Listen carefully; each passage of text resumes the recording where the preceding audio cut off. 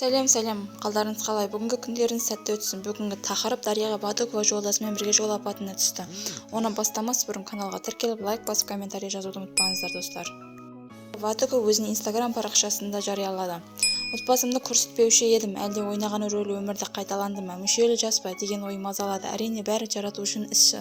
Аман қалдық, шүкір. Күні кеше Сарыағашқа іс-шараға бардық. Өз көлігімді Шымкентке қонақ үйдің алдына қойып, демалып барайықшы деп басқа көлікпен бардық. Той керемет өтіп жатты. 22:30-да Шымкентке жолға шықтық. Жолдасым көліктің алдына ұйықтамай-ақ отырды. Сарыағашқа келгенде жүргізушінің қарсы бағытқа шығып кетті.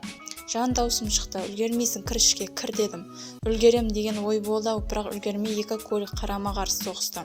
Қарама-қарсы келе жатқан көлікті көру сұмдық екен. Даусымды шығарамай өлдім. Болды дедім. Нелік көліктің дөңгелегі ұшып жатқанын көзім көрді. Әйнектер қарама-қарсы ұшып беті мен шашым арасына кіріп жатты, деді актриса Instagram парақшасында. Бадыкованың айтуынша, оның беті сырылып, шынтағынан зақым келген. Жол апатынан ең қатты зардап шеккен актрисаның жолдасы болып шықты. Оның бір қолы мұрт сынған. Кесін тігуге тура келді. Көлік тоқтай алмады. Тезегіштің бас деп айқайладым. Алдымда отырған күйеуіме қарасам үн шықпайды. Қатып қалған, басынан қан кетіп жатыр екен. Өзімді тез жинап, құрығанда біреуіміз қорғанайық деп қорғануға тырыстым. Артық еш жерден ұстамадым. Басым мен бетімді орындықтың астына қарай тыға бердім.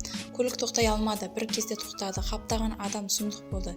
Тез түс әпше, көліктен түтін шығып жатыр деді. Неге тоқтамайсың деп айқайладым. Сөйтіп көліктің дөңгелектері жоқ, дарханның басына қан су сияқты аққандай көріп қиын екен. Жедел жәрдем де жетті. Қолымнан ұстамаңдар деп дархан жан дауыс шығып тұр. Анықтап барып қарасам, оның қолы салбырап тұр. Жедел жәрдем тез келді. Бірінші дарханды жібердік. Оның бізге қарағанда жағдайы ауыр болды.